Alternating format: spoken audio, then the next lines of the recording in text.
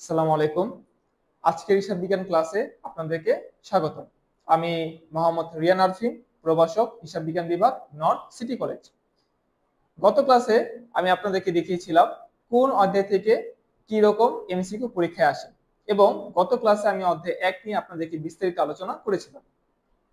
তো আজকে আমরা শুরু করব হিসাব বিজ্ঞান প্রথম পত্র অধ্যায় 2 হিসাবে বৈষম্য এই অধ্যায়টি।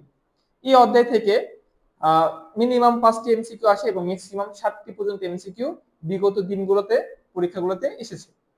সো কেউ যদি ভালো একটি রেজাল্ট আশা করতে চান, এই অধ্যায়টি আপনাদের জন্য খুব গুরুত্বপূর্ণ।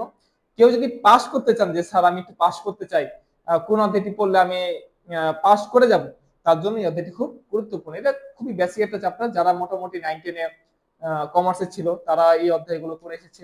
সো আমরা যদি একটু এই অধ্যায়টি একটু পড়ি, একটু বোঝার চেষ্টা করি, তাহলে খুব সহজে আমরা এই অধ্যায় থেকে বহু নির্বাচনী অ্যান্সার করতে পারবো। তো চলো শিক্ষার্থীরা, আমরা একটু দেখি এই অধ্যায় থেকে কি রকম এমসিকিউ আসে বা এই অধ্যায়ে কি আলোচনা করা হয়েছে সেই সম্পর্কে আমরা আগে শুরুতে প্রাথমিক ধারণা নিই।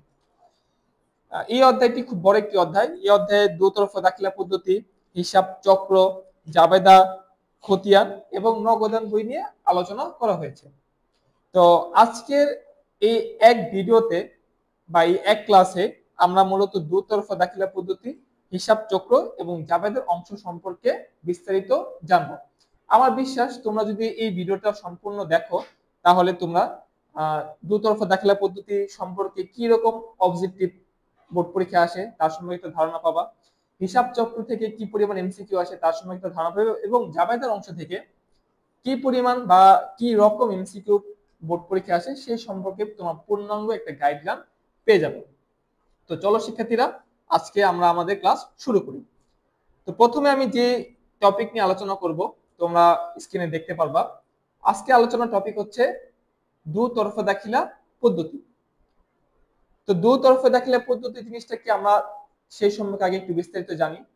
দুতরফা দাখিলা পদ্ধতি হচ্ছে লেনদেন লিপিবদ্ধ করার একটা পদ্ধতি। দুতরফা দাখিলা পদ্ধতি কি বলে? দুতরফা দাখিলা পদ্ধতি বলে প্রতিটা লেনদেনে দুইটা পক্ষ, একটা হচ্ছে ডেবিট এবং আরেকটা হচ্ছে কি ক্রেডিট। ডেবিটে যে পরিমাণ টাকা হবে, ক্রেডিটে ঠিক একই পরিমাণ টাকা হবে। ঠিক আমি বলতে পারি লেনদেন আর একটা মানুষ প্রায় একই রকম। মানুষের যেমন কয়টা হাত? দুইটা হাত, একটা ডান আর একটা কি বাম। লেনদেনেরও দুইটা পক্ষ, একটা ডেবিট আর একটা কি ক্রেডিট। মানুষের ডান হাতে যেমন আঙ্গুল 5টা, বাম হাতে আঙ্গুল কয়টা? 5টা। সো ডেবিটে যে পরিমাণ টাকা লিখবো, ক্রেডিটে আমরা কি পরিমাণ লিখবো? একই পরিমাণ টাকা লিখবো। ডেবিটে যদি আমি 100 টাকা লিখি, তার মানে ক্রেডিটে কত টাকা লিখবো? 100 টাকা লিখবো। ডেবিটে যদি 500 টাকা লিখি, ক্রেডিটে কত লিখবো? 500 টাকা লিখবো। তো এই হলো দুতরফা দাখিলা পদ্ধতির মূল বক্তব্য। তার মানে প্রতিটা লেনদেনে কয়টা পক্ষ থাকবে? দুইটা, একটা ডেবিট এবং একটা ক্রেডিট। এবং এই পদ্ধতি কে আবিষ্কার করেছেন? Luka Pacioli. কত সালে? 1494 সালে। তো মূলত আমি প্রথম অংশে এই দুতরফা দাখিলা পদ্ধতি সম্পর্কে একটু প্রাথমিক ধারণা দিয়েছি। তোমরা এই প্রাথমিক ধারণাটুকু পড়লে আমার বিশ্বাস এখান থেকে যদি কোনো এমসিকিউ আসে তোমরা অবশ্যই এটা অ্যান্সার করতে পারবে। এবার আসো আমরা পরের অংশটুকু আলোচনা করি, হিসাব চক্র। হিসাব চক্রের সাধারণ ধাপ হচ্ছে 9টি। প্রথম ধাপ হচ্ছে লেনদেন চিহ্নিতকরণ বা শনাক্তকরণ। এটা হচ্ছে হিসাব চক্রের প্রথম ধাপ বা প্রথম কাজ। দ্বিতীয় ধাপ হচ্ছে লেনদেন লিপিবদ্ধকরণ, যেটাকে আমরা বলি জাবেদা। তৃতীয় ধাপ হচ্ছে হিসাব শ্রেণীবিন্যাসকরণ, এটাকে আমরা বলি খতিয়ান। চতুর্থ ধাপ হচ্ছে সংক্ষিপ্তকরণ, যেটাকে আমরা বলি রেওয়ামি। পঞ্চম ধাপ হচ্ছে সমন্বয়। ষষ্ঠ ধাপ হচ্ছে সমন্বিত রেওয়ামিল। সপ্তম ধাপ হচ্ছে আর্থিক অবস্থার বিবরণী। অষ্টম ধাপ হচ্ছে সমাপনী দাখিলা এবং লাস্ট নবম ধাপ হচ্ছে সমাপনী পরবর্তী রেওয়ামিল। এই হলো হিসাব চক্রের সাধারণ ধাপ। তোমরা যদি এই টপিকটা ভালো করে পড়ো, মুখস্থ রাখতে পারো, তোমার এখান থেকে কিন্তু এমসিকিউ আসতে পারে যে জাবেদ হিসাব চক্রের কততম ধাপ, রেওয়ামিল হিসাব চক্রের কততম ধাপ, শ্রেণী বিন্যাসকর হিসাব চক্রের কততম ধাপ। সো এই ধাপের সিরিয়ালটা আমাদের মুখস্থ রাখতে হবে। আমরা এলোমেলো করলে কিন্তু আমরা নৈবিত্তিক অ্যান্সার করতে পারবো না। সো যেভাবে সিরিয়ালটা দেওয়া আছে আমরা ওইভাবে সিরিয়ালটা মুখস্থ রাখবো। এর পরের টপিকটা কি বলা আছে, হিসাব চক্রের ন্যূনতম ধাপ। হিসাব চক্রের ন্যূনতম ধাপ হচ্ছে 4টি: জাবেদা, খতিয়ান, রেওয়ামিল, আর্থিক অবস্থার বিবরণী। তাহলে এখান থেকে এমসিকিউ আসতে পারে যে হিসাব চক্রের ন্যূনতম ধাপ কয়টি? তাহলে উত্তরটা কি হবে? 4টি। আমাদের বহুপদী টাইপের যে এমসিকিউ গুলো দেওয়া থাকে সেখানে বলা থাকতে পারে হিসাব চক্রের ন্যূনতম ধাপ কোনগুলি? রোমান সংখ্যা 1 জাবেদা, 2 খতিয়ান, 3 রেওয়ামিল, এভাবেও প্রশ্নটা হতে পারে। এবার আসেন হিসাব চক্রের ঐচ্ছিক ধাপ। হিসাব চক্রের ঐচ্ছিক ধাপ হলো 2টি: কার্যপত্র এবং বিপরীত দাখিলা। এটার অর্থ হচ্ছে মানে যেটা করলেও হয়, না করলেও হয়। তাহলে হিসাব চক্রের ঐচ্ছিক ধাপ কয়টি? 2টি। ঐচ্ছিক ধাপ হিসাব চক্রের ঐচ্ছিক ধাপ হচ্ছে 2টি। এক নম্বর হচ্ছে কার্যপত্র এবং 2 নম্বরটি হচ্ছে বিপরীত দাখিলা। এবং লাস্ট, হিসাব চক্রে এড়ানোর যোগ্য ধাপ কয়টি? হিসাব চক্রে এড়ানোর যোগ্য ধাপ হচ্ছে একটি, এটাকে বলা হয় ভুল সংশোধনী দাখিলা।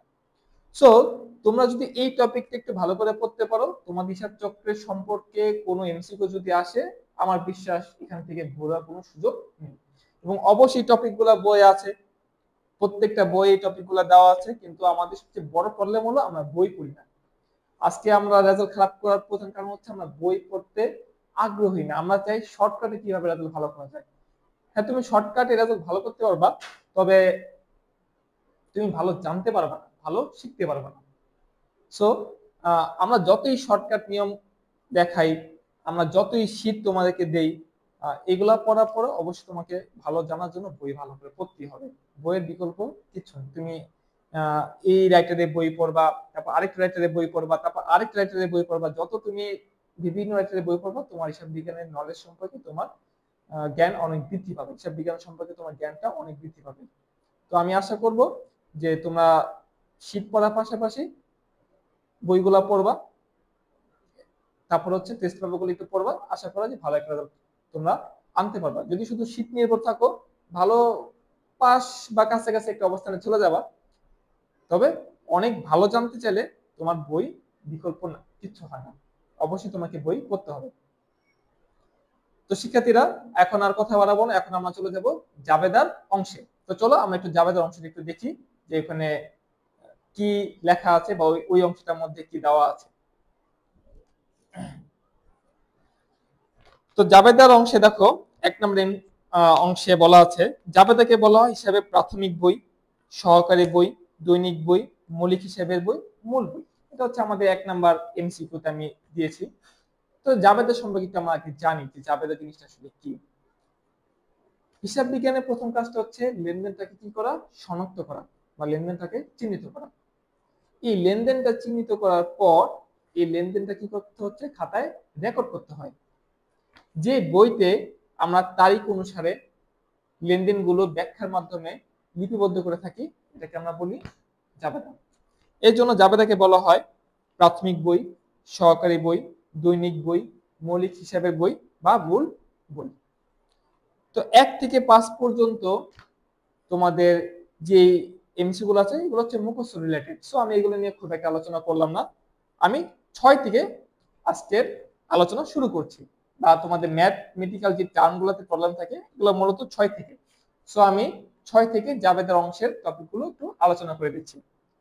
6 নম্বর যে এমসিকিউটা সেটা বলা আছে বিক্রয় উদ্দেশ্যে আসবাবপত্র ক্রয়। অর্থাৎ আমি আসবাবপত্র ক্রয় করেছি ব্যবহার উদ্দেশ্য নয়, এটা ক্রয় করা হয়েছিল বিক্রয় উদ্দেশ্যে। তার মানে এটাকে সম্পদ হিসেবে না ধরে এটাকে কি হিসেবে ধরতে হবে?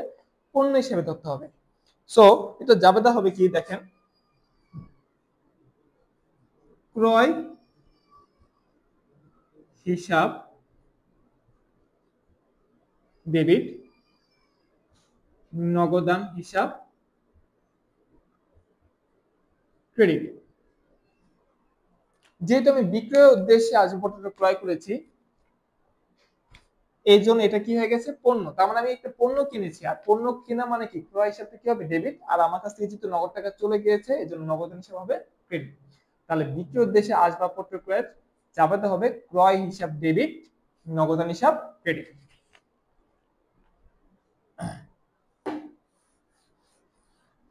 এবার আসলে আমরা পরে এমসিকিউটা দেখি।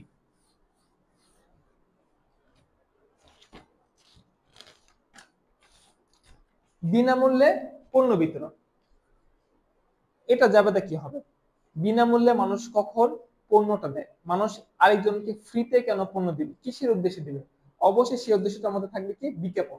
তাহলে এই জায়গায় বিনামূল্যে পণ্য বিতরণ করা হচ্ছে, তাহলে এটা কারণটা কিসের জন্য? বিজ্ঞাপনের জন্য। তাহলে আমার যাবে হবে বিজ্ঞাপন হিসাব ডেবিট। এবার এই যে বিজ্ঞাপন যে দিচ্ছি, এখানে কি আমার কোনো নগদ টাকা খরচ হচ্ছে? ব্যাংকের থেকে টাকা কোনো খরচ হচ্ছে না।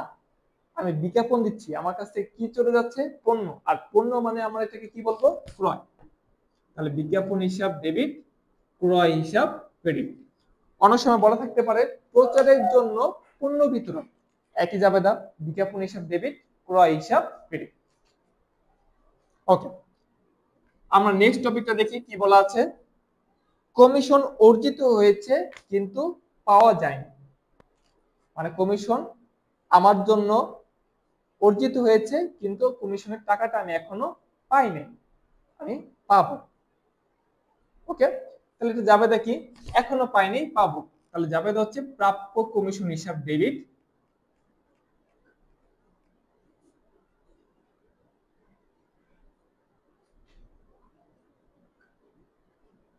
কমিশন আয় হিসাব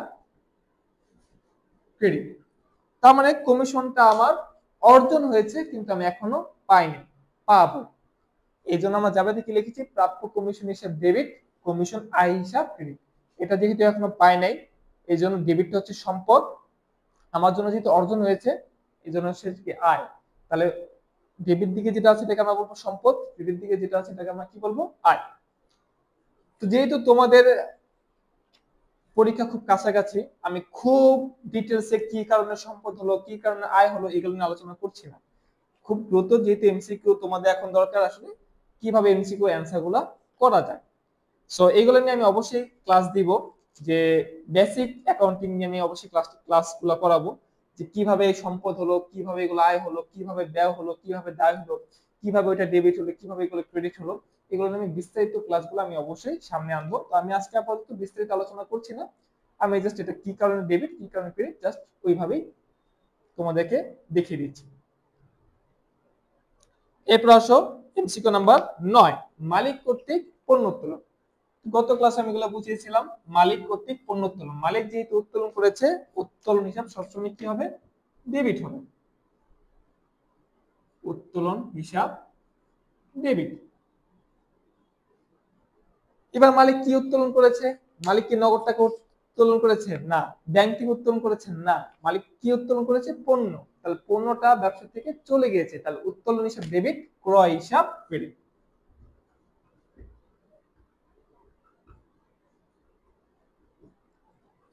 ওকে, এরপরে দেখি আমাদের পরের এমসিকিউ। 10 নম্বর এমসিকিউ কি বলা ছিল? মালিক কর্তৃক বিক্রয় মূল্যে পণ্য উত্তোলন, মালিক কর্তৃক বিক্রয় মূল্যে পণ্য উত্তোলন। তাহলে মালিক যেহেতু পণ্য উত্তোলন করছে, তাহলে স্বাভাবিকভাবে আমাদের যাবে কি হবে? উত্তোলন হিসাব ডেবিট, যেহেতু বিক্রয় মূল্য বলেছে সো বিক্রয় হিসাব ক্রেডিট। তো শিক্ষার্থী বন্ধুরা, তোমরা বুঝতে পেরেছো মালিক কর্তৃক পণ্য উত্তোলন, মালিক কর্তৃক বিক্রয় মূল্যে পণ্য উত্তোলনে যাবে কি হবে? ওকে, এবার আসো মুনাফা বিহীন বিক্রয়। সো এগুলো একই রকম, 9, 10, 11 প্রায় সিমিলার। মুনাফা বিহীন বিক্রয়, বিক্রয় করে হয়েছে কিন্তু আমার লাভ হয়নি, এই জন্য আমাদের যাবে কি হবে? বিক্রয় হিসাব ডেবিট, ক্রয় হিসাব ক্রেডিট। বাট্টা পাওয়া গেলে সঠিক যাবে কি? বাট্টা পাওয়া গেল, তাহলে বাট্টা আমরা পাই কার কাছ থেকে? বাট্টা আমরা পাই পাওনাদারের কাছ থেকে। এখন সে কি আমাদেরকে কোনো নগদ টাকা দেয়? না শিক্ষার্থীরা, এখানে কোনো নগদ অর্থে আদান প্রদান হয় না। তাহলে কি হয়? আমি পাওনাদারকে বাট্টা, সরি বাট্টা বলতে আসলে এখানে কি বোঝায়? বাট্টা বলতে যেটা বোঝায় ছাড়, টাকা প্রাপ্তি বা টাকা প্রদানের সময় যে টাকা ছাড়বে এটাকে বলা হয় নগদ বাট্টা। নগদ বাট্টা হচ্ছে দুই প্রকার, একটা হচ্ছে প্রাপ্ত বাট্টা আর একটা হচ্ছে প্রদত্ত বাট্টা। তাহলে পাওনাদারকে টাকা পরিশোধের সময় যেই টাকাটা ছাড় পাওয়া যায়, অর্থাৎ যেই টাকা কম দিতে হয়, এটাকে আমরা বলি কি প্রাপ্ত বার্তা। মানে কম দিতে হয়, নগদ টাকা পাই না, কিন্তু কম দিতে হয়, মানে কম টাকা দেই আর কি। তো যেইটুকু কম দেই ওই কমটুকুই হচ্ছে আমার জন্য ছাড় বা বার্তা। তো আমি যদি কম দিই তার মানে কি আমি ছাড়টা পেলাম, এই জন্য এটাকে বলা হয় প্রাপ্ত বার্তা। আর আমি যদি ছাড় দেই এটাকে বলা হয় প্রদত্ত বার্তা। মানে আমি যদি একটু কম নিলাম তার কাছ থেকে, তার মানে তাকে আমি কি করলাম, টাকাটা ছাড় দিলাম, যেহেতু আমি ছাড় দিয়েছি এই জন্য ওটার নাম হয়ে যায় প্রদত্ত বার্তা। তাহলে প্রাপ্ত বার্তা হচ্ছে আমার জন্য আয়, প্রদত্ত বার্তা হচ্ছে আমার জন্য কি ব্যয়। তাহলে আসো, যে জায়গাটা বলা ছিল বার্তা পাওয়া গেল, তাহলে বার্তা পাইছি আমি, আমার জন্য আয় হয়েছে, কার কাছ থেকে পাই, যেটা আমি টাকা পরিশোধ করার সময় কিছু টাকা ছাড় পাই, তাহলে টাকা পরিশোধটা আমি কাকে করি, পাওনাদারকে বা প্রদেয় হিসাবকে। তাহলে পাওনাদারকে পরিশোধ করার সময় আমি যেহেতু টাকাটা ছাড় পেয়েছি, এর জন্য আমার জাবেদা হবে পাওনাদার হিসাব ডেবিট, প্রাপ্ত বার্তা হিসাব ক্রেডিট। পাওনাদার বা প্রদেয় হিসাব ডেবিট, প্রাপ্ত বার্তা হিসাব ক্রেডিট। এবার যদি বলে বার্তা প্রদান করলো, অপোজিট জাবেদা, প্রদত্ত বার্তা হিসাব ডেবিট, প্রাপ্য হিসাব ক্রেডিট। মালিকের ব্যক্তিগত তহবিল হতে কর্মচারীর বেতন। 14 নম্বর এমসিকিউ, মালিকের ব্যক্তিগত তহবিল হতে কর্মচারীর বেতন। মালিকের ব্যক্তিগত তহবিল হতে ব্যবসায়ের কোনো কাজে যদি কোনো কিছু দেওয়া হয় এটা হচ্ছে মূলধন। মালিকের ব্যক্তিগত তহবিল থেকে ব্যবসায় যাই দেওয়া হবে তাকে আমরা কি নামে রাখবো, মূলধন। তাহলে মালিকের ব্যক্তিগত তহবিল হতে কি দেওয়া হয়েছে, কর্মচারীর বেতন পরিশোধ করা হয়েছে, তাহলে বেতনটা হচ্ছে ব্যবসার জন্য একটা ব্যয়, বেতন হিসাব ডেবিট, মূলধন হিসাব ক্রেডিট। ক্লিয়ার? তাহলে এই হচ্ছে জাবেদা রিলেটেড কিছু গুরুত্বপূর্ণ এমসিকিউ তোমাদের পরীক্ষায় আসতে পারে, এগুলো হচ্ছে তোমাদের সৃজনশীলে কিন্তু আসতে পারে। সো এই জাবেদাগুলো জেনে থাকা তোমার জন্য খুবই গুরুত্বপূর্ণ। সো আজকে এই ভিডিওর মাধ্যমে আমাদের কিছু ইম্পর্টেন্ট জাবেদাগুলো আমরা আজকে শিখতে পেরেছি।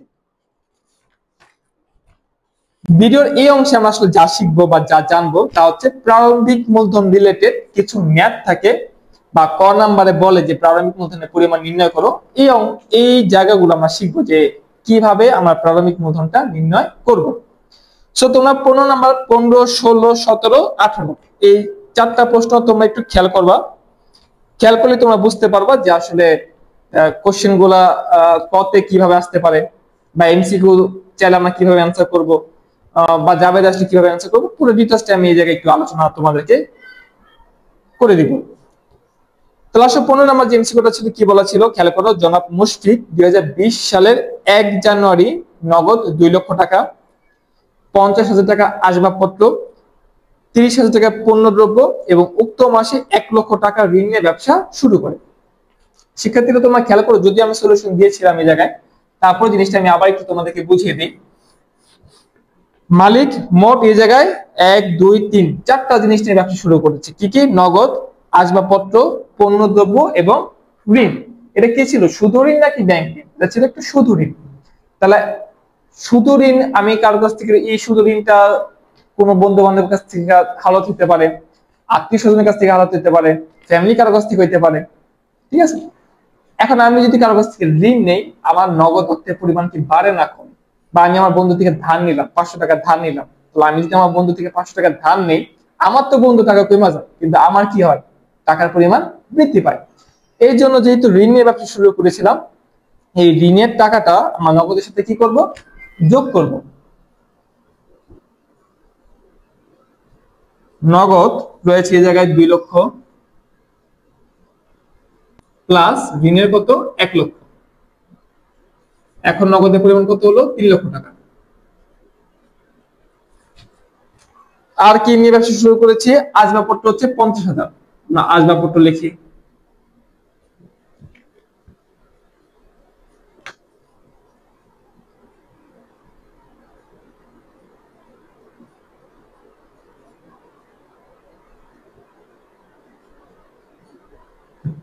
এই 3টা জিনিস আমরা কি করেছি, ব্যবসা শুরু করেছি। তাহলে 3 লক্ষ যোগ 50 যোগ 30, তিনটা যোগ করলে কত হয়? 3,80,000 টাকা। যেহেতু ঋণ হচ্ছে একটা দায়, আর আমরা যেহেতু প্রারম্ভিক মূলধন বের করছি, সম্পদ থেকে দায় বিয়োগ করলে প্রারম্ভিক মূলধন বা মূলধনের পরিমাণ বের হয়।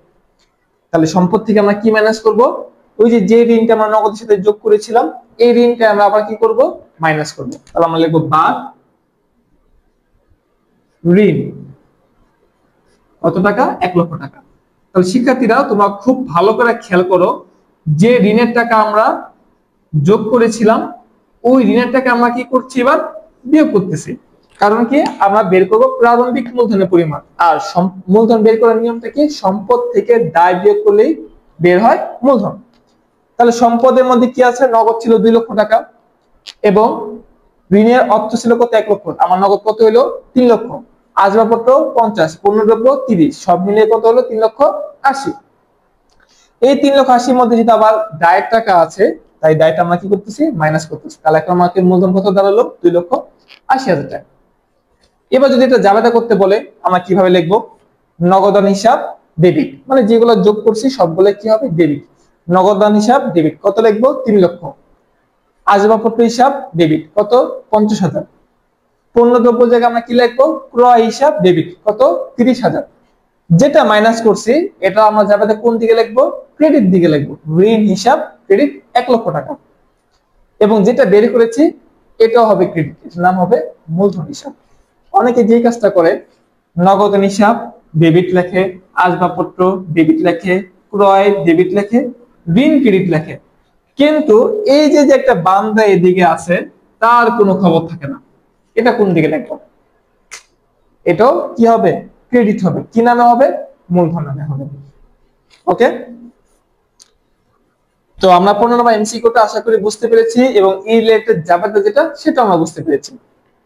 চলো এবার আমরা 16 নম্বর এমসিকিউটা দেখি কি বলা আছে। জনাব মুশফিক 2020 সালের 1 জানুয়ারি নগদ 2,50,000 টাকা আসবাবপত্র, 30,000 টাকা পণ্যদ্রব্য এবং উক্ত মাসে 1 লক্ষ টাকার ব্যাংক ঋণ নিয়ে ব্যবসা শুরু করে।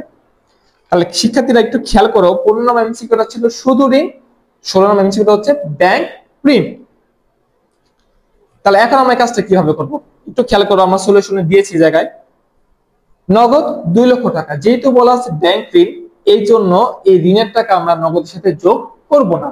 নগদ 2 লক্ষ টাকা, প্রশ্নে নগদ 2 লক্ষ টাকা ছিল, আমরা লিখেছি কত? নগদ 2 লক্ষ টাকা। আসবাবপত্র কত? 50, পণ্যদ্রব্য কত? 30। এই ব্যাংক হিসাব বরাবর আমরা কত লিখেছি? 1 লক্ষ টাকা লিখেছি। কারণটা কি? ওই যে বলেছি ব্যাংক ঋণ, তাহলে এখন ব্যাংকে টাকা বাড়বে, এই জন্য ব্যাংক হিসাব বরাবর 1 লক্ষ টাকা আমরা লিখেছি। এবার আমরা চারটা জিনিস যোগ করি, কত হলো? 3,80,000। বাদ কি করব? আগে করতাম শুধু ঋণ, এখন করব ব্যাংক ঋণ। তাহলে বাদ লিখে আমরা কি করব? ব্যাংক ঋণ লিখবো। তাহলে 3,80,000 থেকে 1 লক্ষ মাইনাস করলে কত হয়? 2,80,000 টাকা। সো এটা উত্তর 2,80,000। 16 নাম্বারটা যেটা উত্তর, এটা উত্তর কত? 2,80,000। শুধু এটা আর ব্যাংক ঋণের মধ্যে পার্থক্যটা কি? শুধু ঋণ থাকলে নগদের সাথে যোগ করি, আর শুধু ঋণ না থাকে যদি ব্যাংক ঋণ থাকে তখন নগদের সাথে যোগ করব না, তখন আমরা আলাদা করে কি নামে লিখবো? ব্যাংক হিসাব নামে লিখবো, তারপর লিখবো বাদ ব্যাংক ঋণ। তো আশা করি শিক্ষার্থীরা তোমরা বুঝতে পেরেছো। জাবেদা কি হবে এটা আমি একটু বলে দিই। তোমার সলিউশন দেখো, এখানে 4টা জিনিস যোগ করেছি, নগদ, আসবাবপত্র, পণ্যদ্রব্য, ব্যাংক। এই 4টা জিনিসই হবে জাবেদায় ডেবিট। তাহলে ব্যাংক ঋণ কি করেছিলাম? মাইনাস, এটা কি হবে? ক্রেডিট। আর যেটা বের করেছি মূলধন, এটাও কি হবে? ক্রেডিট। তাহলে আমাদের 15-16 প্রারম্ভিক মূলধনও শেষ, জাবেদাও শেষ। খুব ইম্পর্টেন্ট একটা টপিক কিন্তু এটা, প্রারম্ভিক মূলধনের পরিমাণ নির্ণয় করো। অনেক প্রশ্নে ক নাম্বারে বলে কিন্তু যে প্রারম্ভিক মূলধনের পরিমাণটা নির্ণয় করো। সো এটা তোমরা খুব গুরুত্ব সহকারে শিখবে। এটা যেমন জাবেদায় কাজে লাগে, এটা এমসিকিউতে কাজে লাগে, এটা ক নাম্বারের জন্য কাজে লাগে। এবার আসো 17 নাম্বারটা। শিক্ষার্থীরা খুব ভালো করে খেয়াল করো, আমরা এখন তোমাদেরকে শিখালাম যে ঋণ যদি থাকে ঋণের অর্থ আমরা নগদের সাথে যোগ করব, যদি ব্যাংক ঋণ থাকে আলাদা করে ব্যাংক হিসাব নামে লিখবো। এখন 17 নম্বর যে কোশ্চেনটা, এখানে কি বলছে একটু খেয়াল করে, আমি একটু পড়ি। জনাব হাসানের 2020 সালের 1 জানুয়ারি তারিখে নগদ উদ্বৃত্ত 2 লক্ষ টাকা, আসবাবপত্র উদ্বৃত্ত 50,000 টাকা, এবং ঋণ উদ্বৃত্ত ছিল 20,000 টাকা। ঋণ উদ্বৃত্ত ছিল 15 আর 16তে কিন্তু বলা ছিল ঋণ নিয়ে ব্যবসা শুরু করে, ব্যাংক ঋণ নিয়ে ব্যবসা শুরু করে, কিন্তু এখানে কি বলা ছিল ঋণ উদ্বৃত্ত ছিল। দ্যাট মিন্স এগুলো হচ্ছে উদ্বৃত্ত বা ব্যালেন্স, এগুলো নতুন করে আনা হয়নি। যেহেতু নতুন করে আনা হয়নি সেহেতু আমার নগদও বাড়ে নাই, ব্যাংকও বাড়ে নাই। তাহলে আমি এখন কিভাবে অ্যান্সার করব? এখন আমি যেটা অ্যান্সার করব, নগদ যা আছে আমি তাই লিখব। নগদ 2 লক্ষ, আসবাবপত্র 50,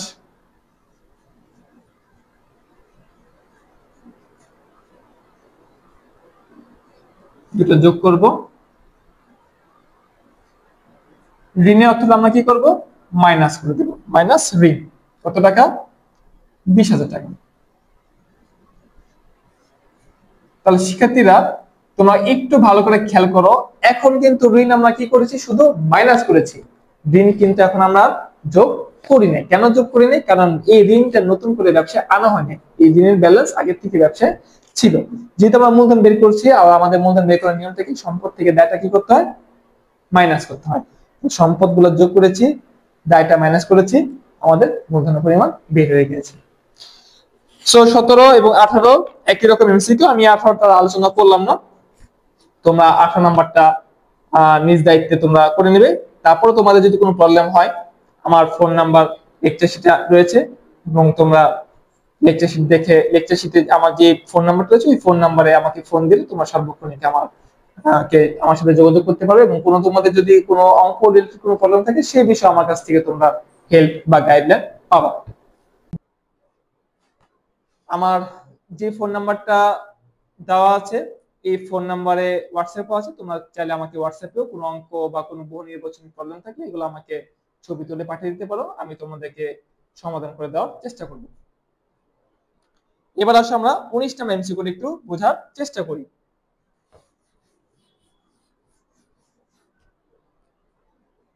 19 নাম্বার এমসিকিউ কি বলেছিল খেয়াল করো।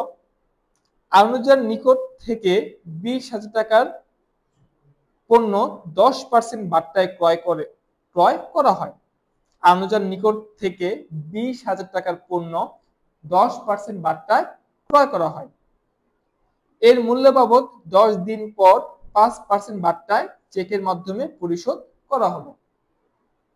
19 নম্বরে বলেছে ক্রয় হিসাব কত টাকা ডেবিট হবে। ক্রয় হিসাব, তাহলে ক্রয় হিসাব কত টাকা ডেবিট হবে, এটার জন্য আসলে আমার কোন অংশটা দরকার? ওই যে বলা আছে আনুজার নিকট থেকে 20,000 টাকা পণ্য 10% বাট্টায় ক্রয় করা হয়, জাস্ট এই পর্যন্তই আমার এনাফ, পরের অংশটুকু আমার আর প্রয়োজন নেই। তাহলে কত টাকা পণ্য ক্রয় করেছিলাম? 20,000 টাকা পণ্য ক্রয় করেছিলাম। এই 20,000 টাকার উপরে কত পার্সেন্ট কারবারি বাট্টা? 10% কারবারি বাট্টা। তাহলে 20,000 টাকার উপরে কত পার্সেন্ট কারবারি বাট্টা? 10% কারবারি বাট্টা। কারবারি বাট্টা মানে কি? কারবারি বাট্টা একটা ছাড়, নগদ বাট্টাও কি একটা ছাড়। পণ্য ক্রয় করার সময় বা বিক্রয় করার সময় তালিকা মূল্য থেকে যে টাকা ছাড় দেওয়া হয় বা যে টাকা কম না হয় ওটাকে বলা হয় কারবারি বাট্টা। কারবারি বাট্টা হিসেবের বইতে আসে না, অর্থাৎ কারবারি বাট্টা কখনো আমি ডেবিট ক্রেডিট এগুলো লিখবো না, কিন্তু মূল হিসাব থেকে এই কারবারি বাট্টার টাকাটা বাদ দিয়ে দেখাইতে হয়। মানে আমার যে হিসাব আছে 20,000, ওইখান থেকে কারবারি বাট্টা 10% করলে যে টাকাটা বের হয়, মানে 10% তো পার্সেন্টে দেওয়া আছে, এটাকে আমি যখন কি টাকায় রূপ দিব, ওই টাকাটা মাইনাস করব। মাইনাস করার পর যে টাকা হয় সেটা আমি হিসেবের বইতে লিখবো। কিন্তু এই যে 2,000 টাকা মাইনাস করছি, এই 2,000 টাকা আমি আর কোথাও লিখবো না। যেমন 20,000 টাকার উপর 10% ধরলে কত হয়? 2,000। তাহলে এই 2,000 টাকা হচ্ছে কি বাট্টা? কারবারি বাট্টা। এটা আমি হিসেবের বইতে কখনো লিখবো না। এটা কাজটা কি হবে? এই যে পণ্য যে ক্রয় করেছিলাম 20,000, ওইখান থেকে 2,000 আমি কি করব? মাইনাস করব। অর্থাৎ আমি এখন মোট কত টাকা পণ্য ক্রয় করেছি? 18,000 টাকার পণ্য ক্রয় করেছি। এই 2,000 টাকা কি বলা হয়? কারবারি বাট্টা। যখন ক্রয় ক্ষেত্রে এটাকে বলা হয় ক্রয় বাট্টা, বিক্রয় সময় হচ্ছে বিক্রয় বাট্টা। এবার আসো 20 নম্বর এমসিকিউটা কি বলেছিল। ব্যাংক হিসাব কত টাকা ক্রেডিট হবে? ব্যাংক হিসাব কত টাকা ক্রেডিট হবে? তাহলে ওই যে আনুজার যে প্রশ্নটা ছিল আমরা একটু খেয়াল করি। আনুজার নিকট থেকে 20,000 টাকার পণ্য 10% বাট্টায় ক্রয় করা হয়, মানে তখন আমি কিনেছিলাম, টাকাটা দেওয়া হয় না। ব্যক্তির নাম উল্লেখ আছে, কিন্তু নগদ বা চেক দিয়ে তুলে কিনতে কি ক্রয়? বাকিতে ক্রয়। পরবর্তীতে মূল্য বাবদ 10 দিন পর 5% বার্তায় চেকের মাধ্যমে পরিশোধ করা হলো। এই যে আমি 10 দিন পর যে পরিশোধ করলাম, এটা আবার কেমন বার্তা? এটা হচ্ছে কি বার্তা? নগদ বার্তা। এটা হিসেবে বইতে লিপিবদ্ধ হয়। তাহলে ক্রয় বিক্রয় করার সময় যে বার্তা, ওইটা হিসেবে বইতে লিপিবদ্ধ হয় না, কিন্তু টাকা প্রাপ্তি বা টাকা প্রদানের সময় যে বার্তা, ওইটা হিসেবে বইতে লিপিবদ্ধ হয়। তাহলে আমরা একটু খেয়াল করি, মোট কত টাকা পণ্য ক্রয় করেছিলাম?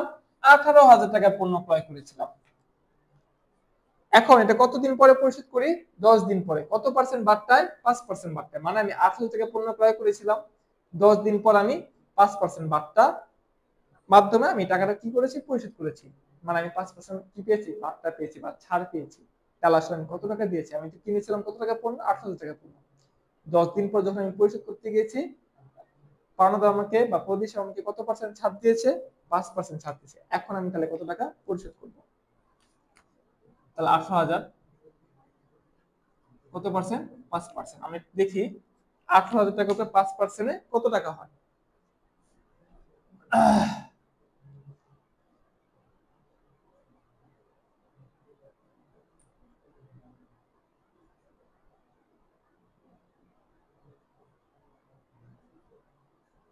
18,000 টাকা উপরে 5% হয় 900 টাকা।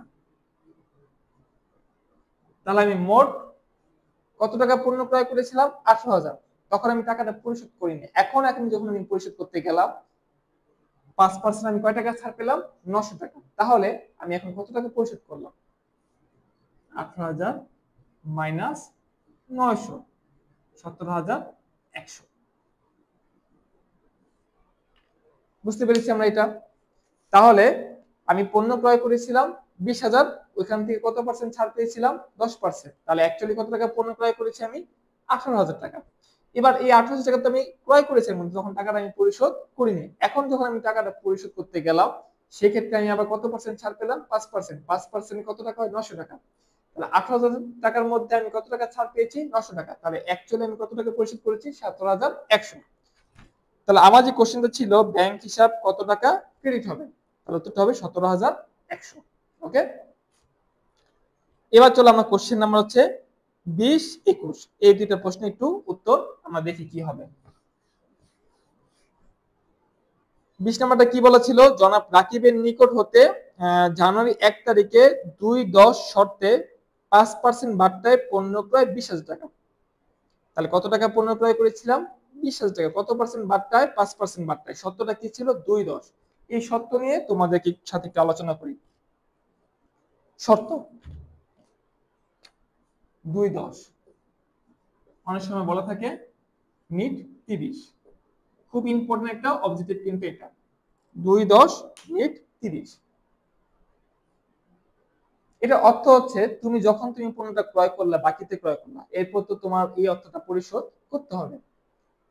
তুমি যদি যেদিন ক্রয় করছো এর সাথে 10 দিনের মধ্যে টাকাটা পরিশোধ করতে পারো, যেদিন ক্রয় করেছো এর পরবর্তী 10 দিনের মধ্যে যদি তুমি টাকাটা পরিশোধ করতে পারো, সেক্ষেত্রে তুমি কত পার্সেন্ট ডিসকাউন্ট পাবা? 2% ডিসকাউন্ট পাবা। এই 10 দিনের মধ্যে যদি তুমি পরিশোধ করতে না পারো, তোমাকে কত দিনের মধ্যে পরিশোধ করতে হবে? 30%, সরি 30 দিনের মধ্যে তোমাকে পরিশোধ করতে হবে। সেক্ষেত্রে তুমি কোনো বার্তা বা ছাড় পাবা। তাহলে আমরা আবার একটু বুঝি। আমি যখন টাকা পরিশোধ করতে যাব, যে তারিখে পণ্য ক্রয় করেছি এর পরবর্তী 10 দিনের মধ্যে যদি পরিশোধ করি, সেক্ষেত্রে আমি কত পার্সেন্ট ডিসকাউন্ট পাবো? 2% ডিসকাউন্ট পাবো। আমি যদি 10 দিনের মধ্যে পরিশোধ করতে না পারি, তাহলে আমাকে কত দিনের মধ্যে পরিশোধ করতে হবে? 30 দিনের মধ্যে। যেমন আমি পণ্য ক্রয় করেছিলাম, ক্রয় তারিখ 5, ক্রয় তারিখ কত? 5। এই 5-এর সাথে এখন আমি কত যোগ দিব? 10। অর্থাৎ 15 তারিখের মধ্যে যদি আমি টাকা পরিশোধ করতে পারি, সেক্ষেত্রে আমাকে কত পার্সেন্ট ডিসকাউন্ট দিতে হবে, বা আমি কত পার্সেন্ট ডিসকাউন্ট পাবো? 2%। অন্যথায় আমাকে কত দিনের মধ্যে পরিশোধ করতে হবে? 30 দিনের মধ্যে। এই শর্তে ব্যবসায়ীরা পণ্য ক্রয় বিক্রয় করে থাকে। যেমন আবার একটু যদি বুঝাই, ক্রয় তারিখ হচ্ছে 3 তারিখ। 3 তারিখ, তাহলে 3-এর সাথে কত যোগ দিব? 10। কত তারিখ হবে? 13 তারিখ। তো তুমি যদি 13 তারিখ বা 13 তারিখের মধ্যে টাকাটা পরিশোধ করো, কত পার্সেন্ট ডিসকাউন্ট পাবা? 2%। তুমি যদি 14 তারিখ পরিশোধ করো সেক্ষেত্রে তুমি কোনো ডিসকাউন্ট পাবা না। তাহলে বুঝতে পারছি আমরা শতটা। ওকে, তাহলে এখন আমরা আমাদের কোশ্চেন আবার একটু ফিরে আসি। জনাব রাকিবের নিকট হতে 1 জানুয়ারি তারিখে 2/10 শর্তে 5% বার্তায় পণ্য ক্রয় 20,000 টাকা জানুয়ারি 8 তারিখে প্রতি অর্থ পরিশোধ করা হলো। ওকে, আমরা একটু খেয়াল করি, খুব গুরুত্বপূর্ণ একটা এমসিকিউ। 21 নম্বরে কি বলেছিল, কারবারি বার্তার পরিমাণ কত? তাহলে খুবই সহজ, 20,000 টাকা উপরে 5%, 20,000 ইন্টু 5%, তাহলে 5 দুগুণে 10, কত টাকা? 1,000 টাকা। তাহলে আমার প্রশ্ন ছিল কারবারি বার্তার পরিমাণ কত, তাহলে কারবারি বার্তার পরিমাণ কত? 1,000 টাকা। এখন আমি যদি তোমাকে পাল্টা কোশ্চেন করি, ক্রয়ের পরিমাণ কত? ক্রয়ের পরিমাণ কি এখন 20,000 থাকবে, 1,000 থাকবে? না, তাহলে কত হবে? ক্রয়ের পরিমাণ হবে 20,000 মাইনাস 1,000 করলে যেই টাকাটা থাকে, অর্থাৎ 19,000 টাকা। তাহলে এখন আমার যত হিসাব নিকাশ হবে এখন কার উপর হবে? 19,000 টাকার উপর হবে। এবার খেয়াল করো, 22 নম্বর প্রশ্নে কি বলছে, নগদ বার্তার পরিমাণ কত? নগদ বার্তা, ওই যে টাকা পাওয়া বা টাকা দেওয়ার সময় যে বার্তাটা, সেটাকে আমরা কি বলি? নগদ বার্তা। তাহলে ওই যে প্রশ্নের শুরুতে যে বলা ছিল 2/10 শর্তে, এটা আসলে কি বার্তা ছিল? নগদ বার্তা। আর 5% বার্তা যে পণ্য ক্রয় করেছিলাম, এটা ছিল কি বার্তা? কারবারি বার্তা। তাহলে এখন আমাকে প্রশ্ন বলছে যে নগদ বার্তার পরিমাণটা কত। তাহলে আমরা দেখি নগদ বার্তার পরিমাণটা কত হবে। জানুয়ারি 8 তারিখে কি করেছে? অর্থ পরিশোধ করেছে। তাহলে আমি কত তারিখে পণ্য ক্রয় করেছিলাম? 1 তারিখে পণ্য ক্রয় করেছিলাম। 1 সত্য ছিল কি 2/10, তাহলে 10 যোগ করি, তাহলে কত তারিখের মধ্যে পরিশোধ করতে হবে? 11 তারিখ। সে কত তারিখের মধ্যে পরিশোধ করেছে? 8 তারিখ। তাহলে সে কিসের আওতায় আছে? সে ডিসকাউন্টের আওতায় আছে, অর্থাৎ সে ডিসকাউন্টটা পাবে। তাহলে আমি পণ্য ক্রয় করেছিলাম 20,000, ছাড় ছিল কত পার্সেন্ট? 5%, বার্তা ছিল কত? 1,000। তাহলে এখন আমি কত টাকা পণ্য ক্রয় করেছিলাম? 19,000 টাকা পণ্য ক্রয় করেছিলাম। এখন এই 19,000 টাকা আমার কত পার্সেন্ট বার্তা ধরতে হবে? 2%। 19,000 ইন্টু 2%। শিক্ষার্থীরা খুব ভালো করে খেয়াল করো, পণ্য ক্রয় করেছিলাম কত? 20,000, এখানে কারবারি বার্তা ছিল কত? 1,000। তাহলে অ্যাকচুয়ালি আমি বাকি থেকে কত টাকা পণ্য ক্রয় করেছিলাম? 19,000। তাহলে এখন যত কাজ আমার কার উপর? এই 19,000 টাকার উপর। আর যেহেতু আমি 8 তারিখে টাকাটা পরিশোধ করেছি, এই জন্য একটা ডিসকাউন্ট কত পার্সেন্ট? 2%। তাহলে 19,000 টাকার উপর 2% ধরলে কত আসে? 19 দুগুণে 38, 380 টাকা। তাহলে নগদ বার্তার পরিমাণ কত? 380 টাকা। ক্লিয়ার শিক্ষার্থীরা? এখন যদি প্রশ্ন পাল্টা প্রশ্ন করতো যে নগদে কত টাকা পরিশোধ করতে হয়েছে, নগদে কত টাকা পরিশোধ করতে হয়েছে, তাহলে আসলে আমি একটু বোঝার চেষ্টা করি। তাহলে পণ্য ক্রয় করেছিলাম কত? 19,000, আমি বার্তা পেয়েছি 380 টাকা। তাহলে এই 19,000 থেকে 380 বিয়োগ করলে যে টাকাটা হয়, এটা আমি অ্যাকচুয়ালি নগদে পরিশোধ করেছি, যেটা আমরা তোমাদেরকে 19 নাম্বার এবং 20 নাম্বারে বুঝিয়েছিলাম। তাহলে পণ্য ক্রয় করেছিলাম 20,000, ওইখানে কারবারি বার্তা ছিল কত পার্সেন্ট? 5%। 1,000 মাইনাস করলে পণ্য ক্রয় দাঁড়িয়েছে কত? 19,000। এবারে 19,000 উপর নগদ বার্তা ছিল কত পার্সেন্ট? 2%। কত টাকা বেরিয়েছে? 380 টাকা। তাহলে অ্যাকচুয়ালি আমি কত টাকা নগদে পরিশোধ করেছি? 19,000 থেকে 380 বিয়োগ করলে যে টাকাটা থাকে, এটা আমি নগদে পরিশোধ করেছি। তো ক্লিয়ার শিক্ষার্থীরা? ওকে, তাহলে আশা করি আমি তোমাদেরকে বোঝাতে পেরেছি যে নগদ বার্তা এবং কারবারি বার্তা কি পরিমাণ টাকা নগদে পরিশোধ করতে বা চেকের মাধ্যমে পরিশোধ করতে হবে। এবার আসো আমাদের জাবেদা অংশে, আর খুব একটা এমসিকিউ নাই। 23, 24, 25, 26 খুব গুরুত্বপূর্ণ এমসিকিউ, ভ্যাট সম্পর্কিত, খুব খুব খুব খুবই গুরুত্বপূর্ণ, ভ্যাট সম্পর্কিত। আসো আমরা 23 নম্বর এমসিকিউটা দেখি কি বলা আছে। 10,000 টাকার পণ্য ক্রয়ের মধ্যে 15% ভ্যাট অন্তর্ভুক্ত হলো। আমি আবার বলছি কোশ্চেনটা, 10,000 টাকার পণ্য ক্রয়ের মধ্যে 15% ভ্যাট অন্তর্ভুক্ত হলে ভ্যাটের পরিমাণ কত টাকা হবে? মানে তুমি যে পণ্য ক্রয় করেছিলা, এর মধ্যে কি অন্তর্ভুক্ত হচ্ছে? ভ্যাটের টাকাটা অন্তর্ভুক্ত আছে। আর প্রশ্নে যদি ভ্যাটের টাকা অন্তর্ভুক্ত থাকে, তখন আমাদের ভ্যাট ক্যালকুলেশন করার নিয়ম হচ্ছে গুণ 15 ভাগ 115। ভ্যাট সহ বা ভ্যাট অন্তর্ভুক্ত যদি থাকে, এটা বের করার টেকনিকটা কি বা নিয়মটা কি? যেই টাকাটা থাকবে এটার সাথে আমরা গুণ 15 দিব এবং ভাগ দিব কত 115। তাহলে প্রশ্নে যে টাকাটা আছে 10,000 টাকা, এটার সাথে আমি গুণ দিব কত 15 এবং ভাগ দিব কত 115। তাহলে আমার ভ্যাট কত বের হবে 1304 টাকা। তাহলে শিক্ষার্থীরা খুব ভালো করে খেয়াল করে এই জায়গায় 23 নাম্বারটা প্রশ্নটা কি বলা ছিল, 10,000 টাকা পণ্য ক্রয়ের মধ্যে 15% ভ্যাট অন্তর্ভুক্ত হলে ভ্যাটের পরিমাণ কত টাকা।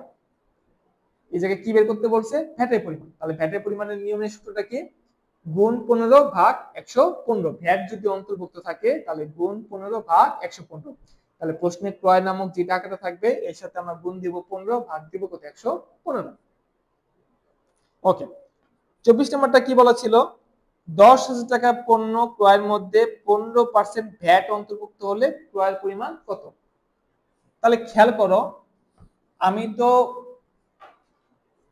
ভ্যাট সহ কত টাকা পণ্য ক্রয় করেছিলাম 10,000 টাকা। তার মানে এই জায়গায় ক্রয়েরও টাকা আছে, এই জায়গায় ভ্যাটেরও টাকা আছে। কথাটা খুব ভালো করে খেয়াল করার চেষ্টা করো। ভ্যাট সহ মোট কত টাকা পণ্য ক্রয় করেছিলাম 10,000 টাকা। তাহলে এই জায়গায় ক্রয়েরও টাকা আছে, এই জায়গায় ভ্যাটেরও টাকা আছে। তাহলে ইতিমধ্যে আমরা ভ্যাটটা বের করতে পেরেছিলাম কত 1304 টাকা। তাহলে এই টাকা থেকে যদি আমি ভ্যাটটা মাইনাস করে দিই, কারণ এই টাকাটার মধ্যে ক্রয়ের টাকাও আছে, এই টাকার মধ্যে ভ্যাটের টাকাও আছে। তাহলে ভ্যাটটা যদি আমি বাদ দিয়ে দিই তাহলে কার টাকা থাকে, ক্রয়ের টাকা থাকে। তাহলে 10,000 থেকে 1304 যদি আমি মাইনাস করি 8,696 টাকা। এটা হচ্ছে কার টাকা, ক্রয়ের টাকা।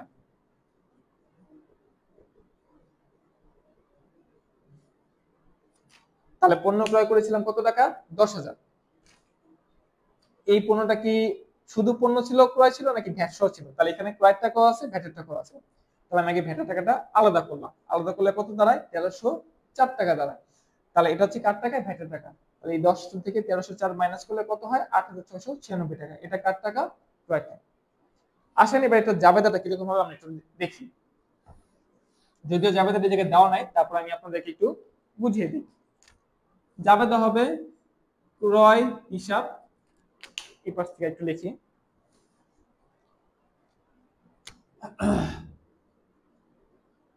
ক্রয় হিসাব ডেবিট, ভ্যাট চলতি হিসাব ডেবিট, নগদান হিসাব ক্রেডিট। যখন ভ্যাট সহ বলা থাকবে বা ভ্যাট অন্তর্ভুক্ত থাকবে তখন নগদে করে টাকাটা আমরা আগে লিখে ফেলবো। কত টাকা, 10,000 টাকা। যখন ভ্যাট সহ বলা থাকবে তখন কোন করে টাকাটা আমরা আগে লিখবো, নগদে করে। ভ্যাট কত টাকা বের করেছি আমরা 1304 টাকা। 1304 টাকা এটা কোন দিকে লিখবো, ডেবিট দিকে। এটা থেকে এটা বিয়োগ করলে যেটা বের হয়েছিল এটা আমরা কোন করে লিখবো, ক্রয় করে 8,696 টাকা। তাহলে ভ্যাটে যাবে দেখি, ভ্যাটে যাবে দেখি সবসময় এটাই অন্তর্ভুক্ত থাকলো, এটা ভ্যাট অন্তর্ভুক্ত না থাকলো এটাই যাবে দেখি। ক্রয় হিসাব ডেবিট, ভ্যাট চলতি হিসাব ডেবিট, নগদান হিসাব ক্রেডিট। যদি প্রশ্নে ভ্যাট সহ বলা থাকে তখন কোন করে টাকাটা আমরা আগে লিখবো, ক্রয় করে টাকাটা আমরা আগে লিখবো, সরি নগদে করে টাকাটা আমরা আগে লিখবো। এরপর ভ্যাটেরটা বের করবো, তারপর এটা থেকে বিয়োগ করলে আমরা ক্রয়টা পেয়ে যাব। যদি বলি বিক্রয় যাবে নাকি, আমরা জাস্ট এটাকে উল্টায় দিব। বিক্রয় ভ্যাটের ক্ষেত্রে নগদান হিসাব ডেবিট, ভ্যাট চলতি হিসাব, তখন ভ্যাট চলতি হিসাব কি হয়ে যাবে, ক্রেডিট হয়ে যাবে। ভ্যাট চলতি হিসাব ক্রেডিট, বিক্রয় হিসাবও ক্রেডিট।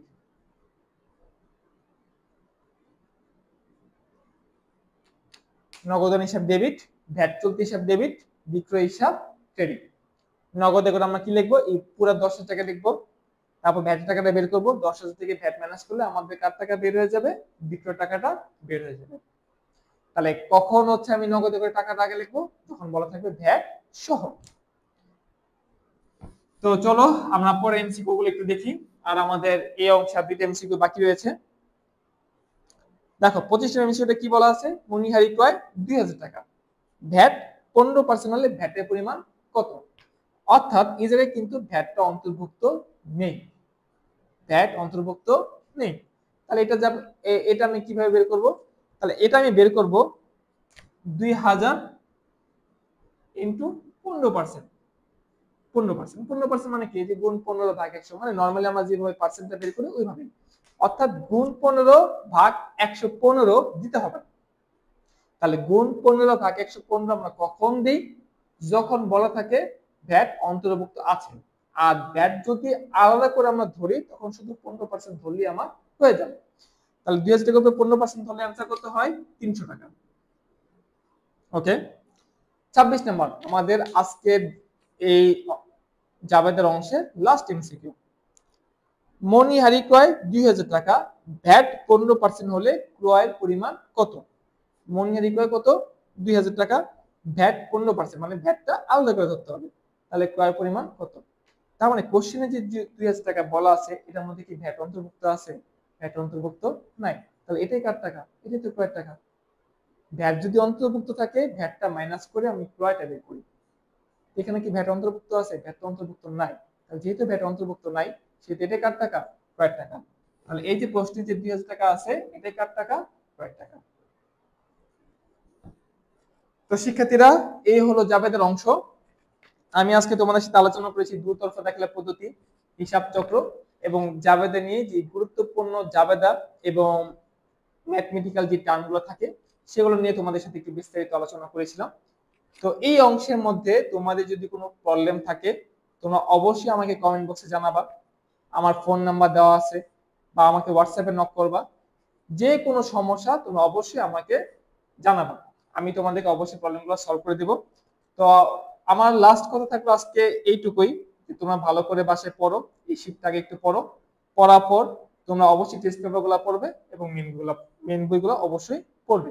তোমরা যদি ভালো একটা ফলাফল আশা করতে চাও, আসলে পড়ার বিকল্প কিছুই নেই। পড়া ছাড়া রেজাল্ট ভালো করা যায় না। অনেকে অন্যভাবে রেজাল্ট ভালো করতে চায়, হয়তো সে সাময়িক সাফল্য অর্জন করে কিন্তু লং টাইমে সে কিন্তু খুব সাফার হয়। সো আজকে এই পর্যন্তই। শিক্ষার্থীরা, ভিডিও দেখার জন্য আমন্ত্রণ রইল।